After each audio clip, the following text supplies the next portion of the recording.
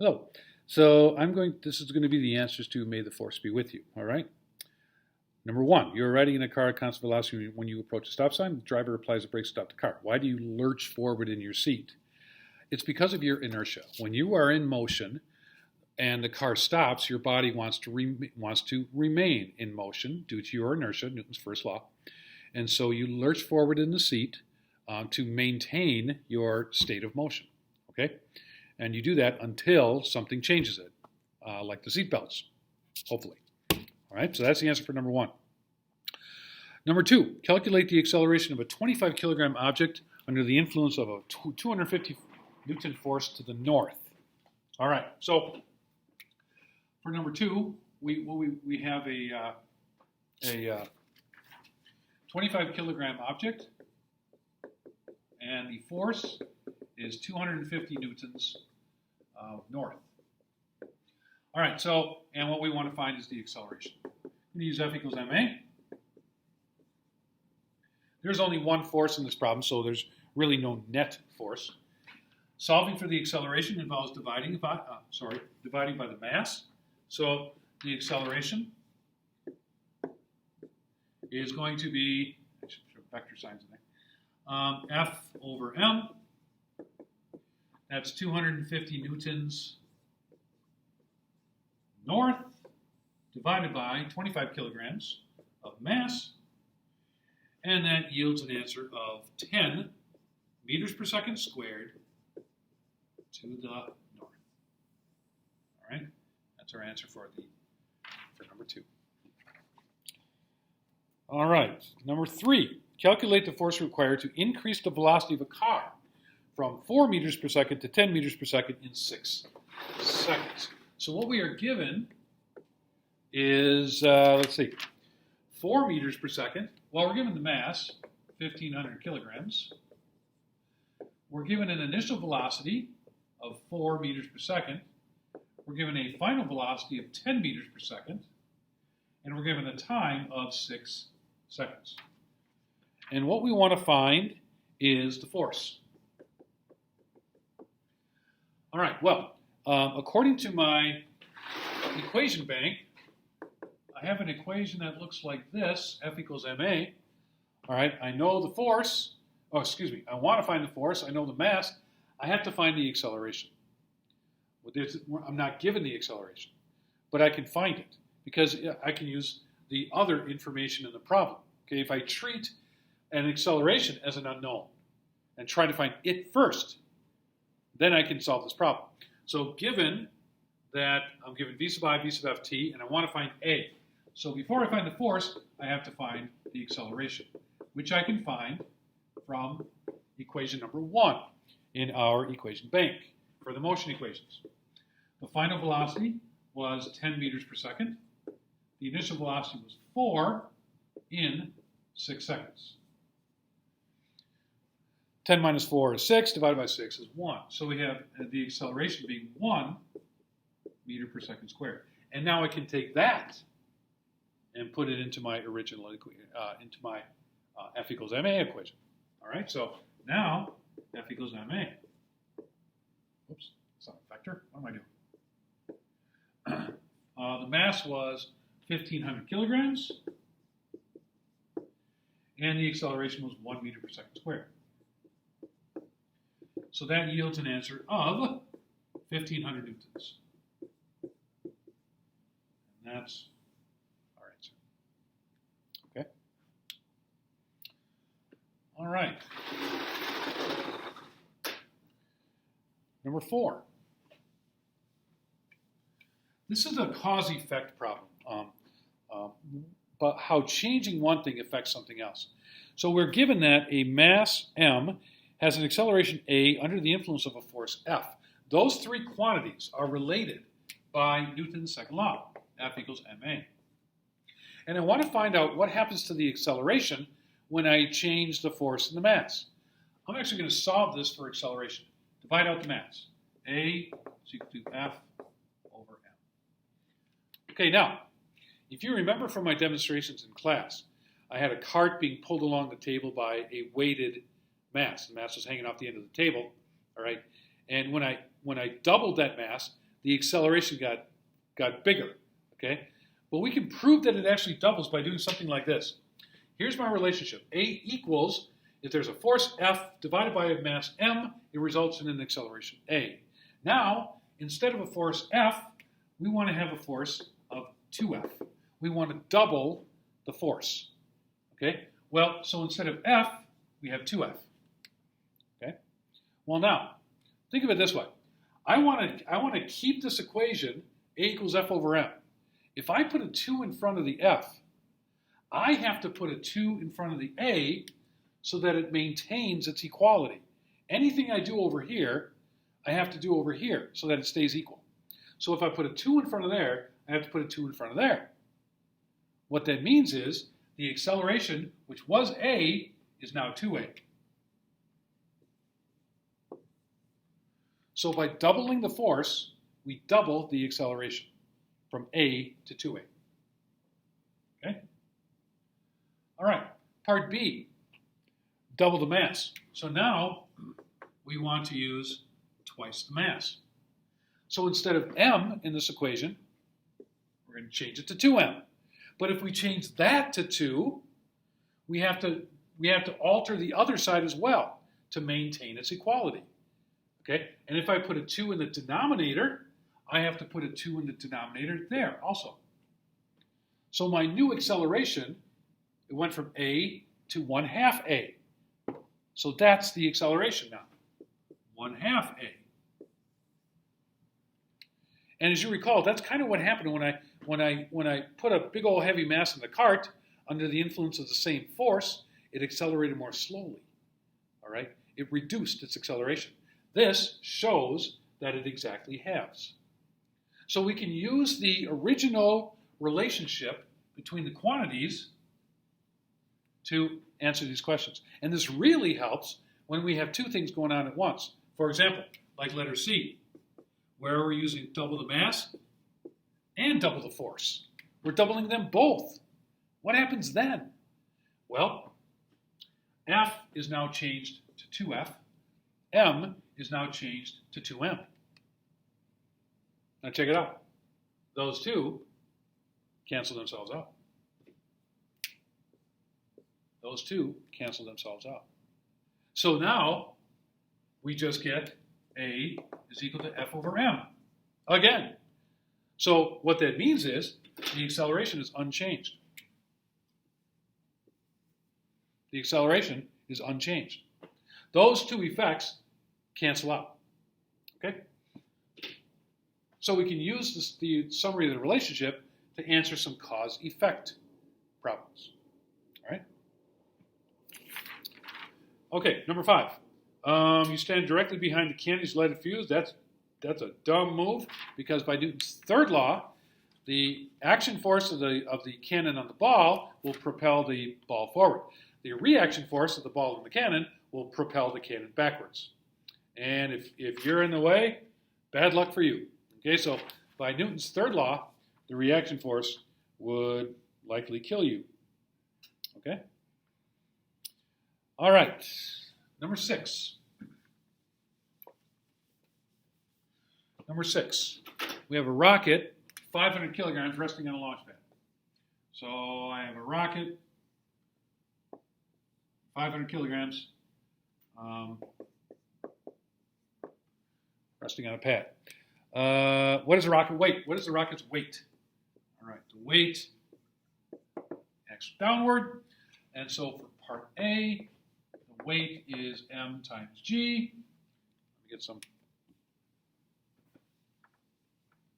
workspace here. And so that's equal to 500 kilograms times 9.8. And if I do my math right, that's 4,900 newtons. So I have 4,900 newtons of weight. Okay? How much force, part B, how much force must the engines exert to have the rocket simply hover at a constant height above the ground? So the engines are going to exert a force up. I'll call it force applied. And part B says, what must the force applied be for the rocket simply to hover? Well, to hover, it must match the weight. it must push up with the same amount of force that the Earth pulls down. So the applied force then must be 4,900 newtons. Okay? 4,900 newtons. Part C. How much additional force must the rocket must be exerted by the engines to have the rocket accelerate up at 12 meters per second squared? Okay. Well, if it goes up at 12 meters per second squared, that means that there is a net force present. And what will that net force be? Well, we can find that out by Newton's second law. F net equals ma.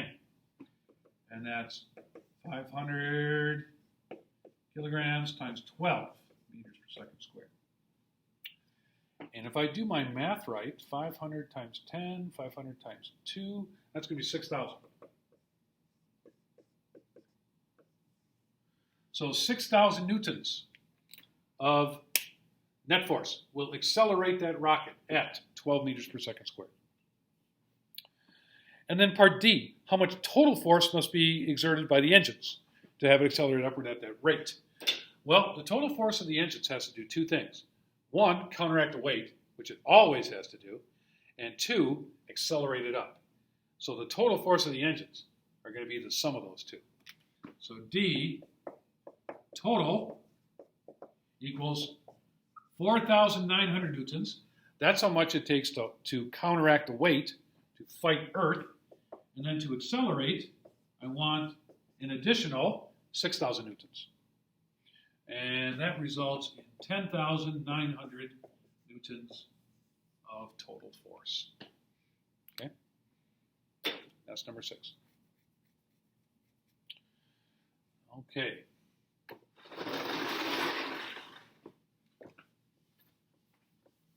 Seven. We have a 1,000 kilogram rocket. Draw myself another rocket. There's number 7. Draw myself another rocket. Kind of small because I'm going to need some workspace. 1,000 kilograms of mass. The engines exert a total force. The engines exert a total force of 20,000 newtons. 20,000 newtons. A, what does the rocket weigh? All right, well, there's weight. And for part A, actually, I can separate it a little bit. Weight is equal to mg is equal to 1,000 kilograms times 9.8. And that equals 9,800 newtons. 9,800 newtons.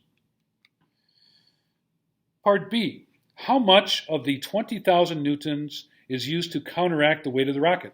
Well, the same. Okay. If Earth is pulling down with 9,800 newtons of force, part of that 20,000 newtons has to fight that all the time. How much? That much. So for part B, the answer is 9,800 newtons. No work required. All right, letter C. How much of the total force is left over and can be used to accelerate the rocket? Okay, well, the net force, two ways of doing this. I'll do it mathematically and then kind of intuitively. The net force is always the vector sum of the forces acting in the vertical. Applied force and weight. The applied force acts up, so I'll make that positive.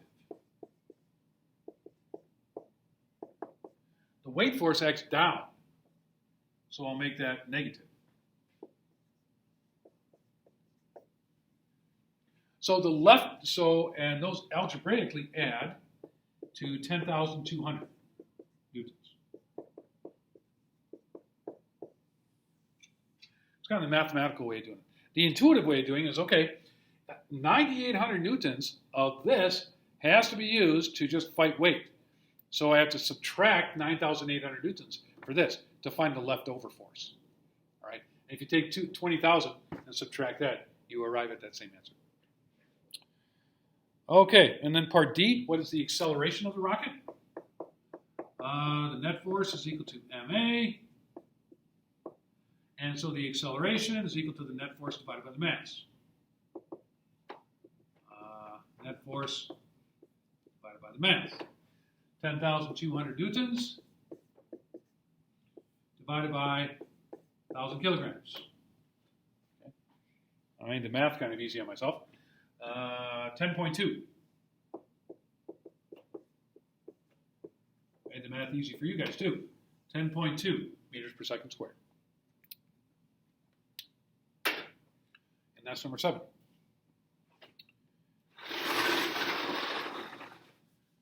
All right, 8. 8. A 20 kilogram box. All right, let's see here. 8. So I have a 20 kilogram box.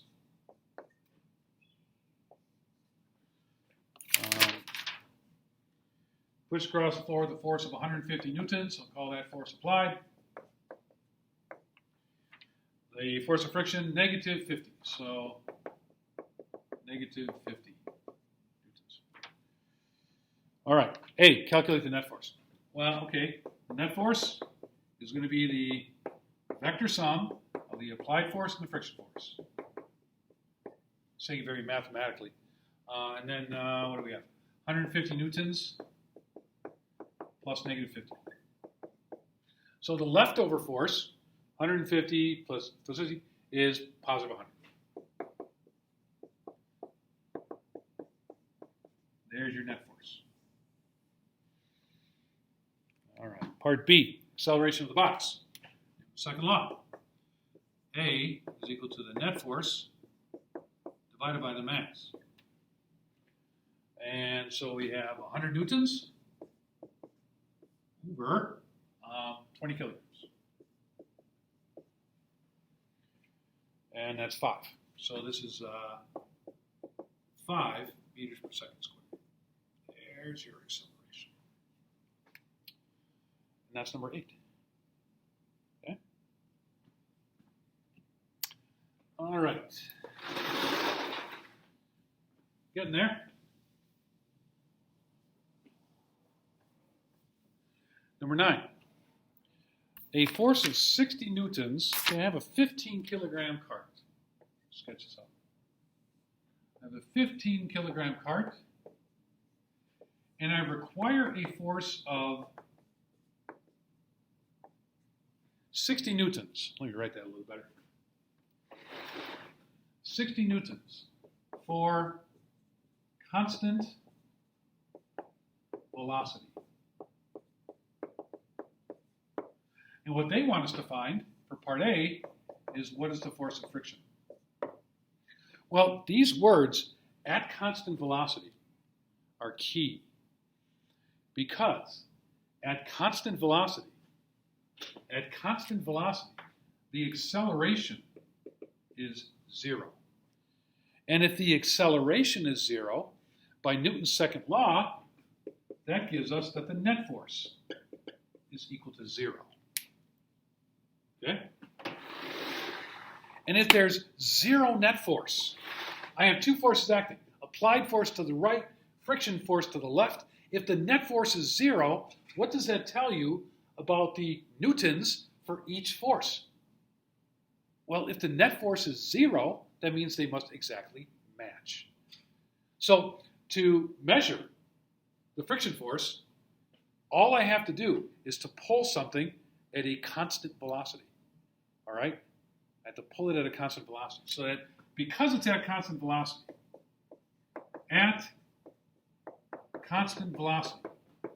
the applied force is the same as the friction force. And if the applied force is 60 newtons, so is the friction force. Okay? That was the key to the problem. You have to focus in on those words, at constant velocity. Okay. Part B, if the force is increased to 100 newtons, find the acceleration of the cart. Well, now we know that the friction force is 60 newtons.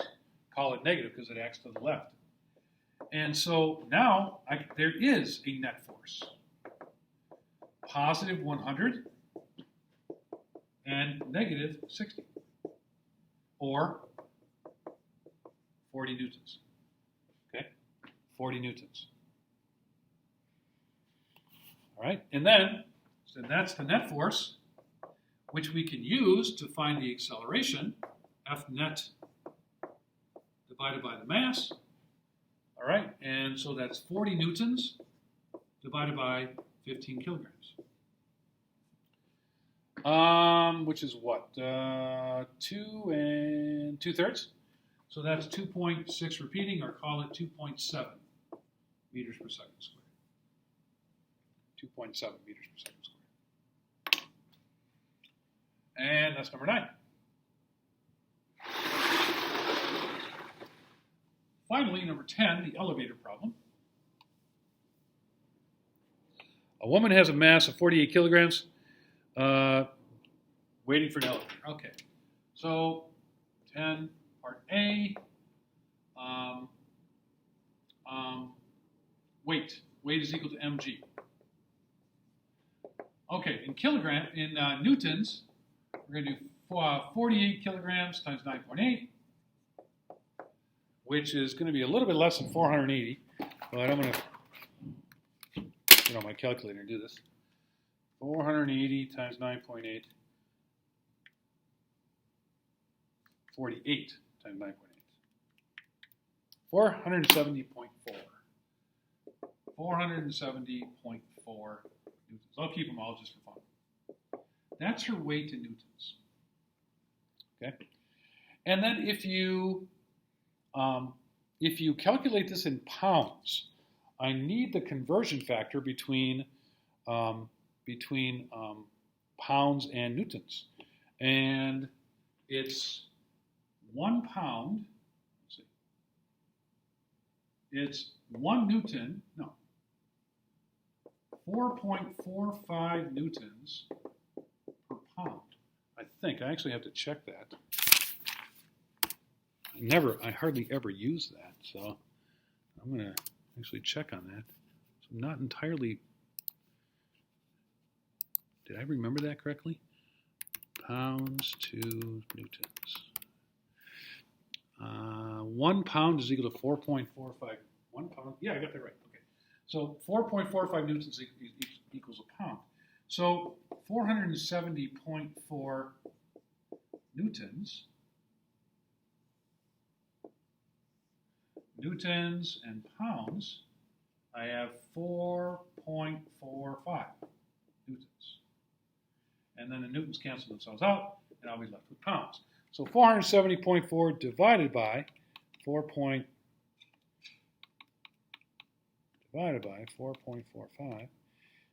Come on. 470.4 divided by 4.45. Jesus, like I never operated a calculator before. 105.7. So the woman weighs 105.7 pounds. Okay. It's kind of an interesting story. Bathroom scales in Europe are measure kilograms, not newtons. They really should measure newtons, but if they did, they would give a number so big that I don't think people would buy those scales. So I'd much rather see 48 kilograms on a scale than 470. So although they're measuring wrong things because they're measuring mass instead of force, but they're using force to do it, it's not really correct, but that's the way Europe does it, and I think it's a self-conscious thing, because physics-wise it's all wrong. But, okay, anyway. Part B. The door is open, and the elevator is bathroom scale calibrated in newtons. She steps on the scale. What does the scale read? 470.4. Because the elevator is not moving. In part C it is, though. The elevator accelerates upward at 1.82 meters per second squared. What does the scale read now? Well, there's going to be a net force that accelerates her of ma. Okay, the elevator has to accelerate her 48 kilogram mass. Okay, at 1.82 meters per second squared requires a force of, let's see, 48 times 1.82 says 87.4, rounded newtons. That's in addition to the force that has to exert to overcome her weight. So the scale is going to be her weight plus 87.4. Or, what was it? 470.4 newtons plus 87.4 newtons. And if I do my math right, that's 557.8. 557.8 newtons. That's what the scale would read under acceleration. When she stopped accelerating and went up at a constant speed, the scale would go back down and read her weight of 470. All right. Finally, part D. She gets to the top floor. Just before the door is open, the cable snaps and the elevator goes into free fall. What does the scale read now? Answer, 0. Okay, because in free fall, scale equals 0. Because in free fall, the scale is falling away from her as fast as she's falling towards it. So, no force on the scale, 0. All right. May the force be with you.